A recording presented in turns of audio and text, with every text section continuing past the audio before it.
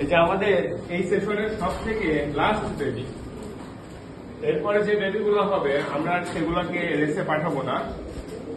Last year যখন আমি China থেকে ব্যাক আসি তখন এই মাপের যে বেবিগুলো ছিল ওগুলোকে রেসে দিছিলাম। লাস্টের দিকে 2-3টা ফেদারের সমস্যা ছিল, ওটা তুলে দিছিলাম।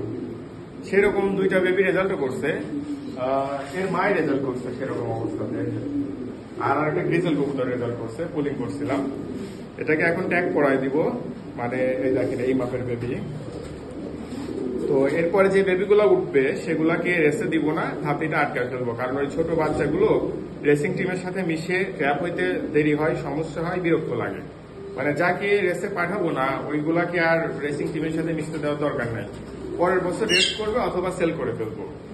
তো যার কারণে ধাপড়িতে রাখবো ওইগুলাকে, আর ফ্লাইং জোনে বেশি কবুতর দিয়ে ডিস্টার্ব করবো না, কারণ একটা মেসি পরিবেশ তৈরি হয়। কারণ অনেকগুলো কবুতর, আমাদের ক্যাপাসিটি ওইখানে 120টার মতো, আরো এইদিকে বসার পার্টস বাড়ায় দিলে আরো 10টা-15টা হয়তো রাখা যায় ম্যাক্সিমাম। তো অলরেডি মনে হয় 120টার উপরে কবুতর হয়ে গেছে। তো সবগুলাকে টসে নিয়ে গেলে হয়তো 20-30টা হারাইলে পরে মোটামুটি 80টা টিকলে এনাফ, আর বাকিগুলো হারাই গেলে হারায় যাবে।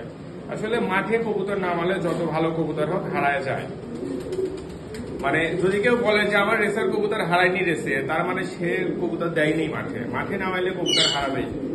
হারানোর জন্য যে কবুতরের ব্লাড লাইন দায়ী তা না, ফেন্সিয়ারের অনেক ভুল থাকে। এছাড়াও আপনি 100% পারফেক্ট ট্রিট করলেও হারাবে, কারণ কবুতর যখন ঝাঁকে উড়ে আসে অনেক কিছুই ব্যালেন্স থাকে না তাদের। ওই তারে বাড়ি খায়, মানে গ্রিডের সাথে বাড়ি লাগে, তারপর বিভিন্ন বিল্ডিং এর আরসিসির যে রডটা বের হয়ে থাকে ওইটার সাথে বাড়ি লাগে, বাজে ধরে, কেউ বা পানির মধ্যে নামতে গিয়ে কাদার মধ্যে নামে। মানে অনেক কবুতর আছে কি যে লং টাইম উড়ে আসার সময় নদীতে নেমে পানি খায়, তো কাদার মধ্যে পড়লে হারায় যায়। বিভিন্ন রকম বাজের ধাওয়া খেয়ে ছত্রভঙ্গ হয়ে হারায় যায়, কেউ বা বাজের কবলে পড়ে। তো বিভিন্ন কারণে, আরো অনেক কারণে নষ্ট হয়ে যায়। এই যে 100টা বেবি যদি ট্রেনিং দেয়, 3-4টা বেবি এখানে দেখা যাচ্ছে ফেদার ড্যামেজ হয়ে গেছে, ওরাই মারামারি করে ফেদার নষ্ট করে ফেলবে, অথবা কোনোটার অন্যরকম কোনো সমস্যা হবে, টসের যে বক্সে রাখি ওই সময় সমস্যা, বিভিন্ন কারণে কবুতরের রেসে যাওয়াটা হয়ে ওঠে না আর কি। তো এই দুটাকে এখন ট্যাগ করাই দিই। এটা আমাদের রেসার এবং কালারিং প্রজেক্টের সংমিশ্রণ। আসলে এই ব্লাডটা দিয়েই আমরা 25তম হয়েছিলাম কালার বার্ড দিয়ে, মানে অ্যান্ডালুসিয়ান কবুতরটা দিয়ে। আমার মনে হচ্ছে অ্যান্ডালুসিয়ান আসবে, এই বাচ্চাটা হয়তো আসতে পারে, আর এটা মেবি ইন্ডিগো হবে। তো দেখা যাক, যে কালারই হোক ইনশাল্লাহ রেসে পাঠাবো। তো আমরা ট্যাগটা পরায় ফেলি।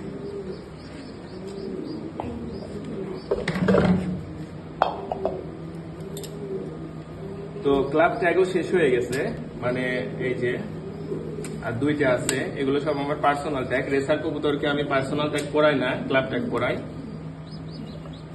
তো যারা আমার পার্সোনাল ট্যাগের হোমার কবুতর পান, অনেক সময় ওই ফোন নাম্বার দেখে ফোন দেন, বলেন যে ভাই আপনার একটা রেসার কালেকশন করছি। সত্যি কথা বলতে আমার বিশুদ্ধ কোনো রেসারে আমি পার্সোনাল ট্যাগ পরাই না।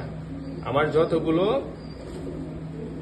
যতগুলো কালার প্রজেক্টের কবুতর আছে সেগুলোকে শুধু আমি পার্সোনাল ট্যাগ পরাই। মানে রেসের উদ্দেশ্যে যদি আমি কোনো কবুতর নিয়ে কাজ করি, সেটা আমি কখনোই আমার পার্সোনাল ট্যাগ দেই না, ক্লাব ট্যাগ দেই। এই যে 2টা বেবি মাশাআল্লাহ সমান হয়েছে, আশা করতেছি অ্যান্ডালুসিয়ান কালার আসবে। একটা তো মনে হচ্ছে এইটা মেবি চলে আসছে, দেখা যাক, না হলেও সমস্যা নাই।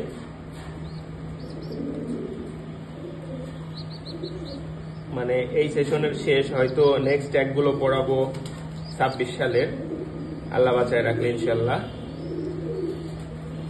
এই যে আর 2-1 দিন গেলে মনে হচ্ছে যে ট্যাগগুলো ঢুকতো না। এটাই হলো আসলে পারফেক্ট বয়স ট্যাগ পরানোর। এই যে এরপরেও অনেকগুলো বাচ্চা নিচ্ছে, আমরা পেয়ার ট্যাগ করছি, দেখাইছি। তো সেগুলোতে ইনশাল্লাহ উঠলে পরে আমরা বাসা চেনায় রাখবো। এছাড়া শেডের মধ্যে একটা ছোট ধাপড়ি সেট করছি, দেখছেন আপনারা, তো সেখানে রাখবো। এই যে এখন ওর বাবা মাকে দিয়ে দিই। Thank you viewers, thanks for watching.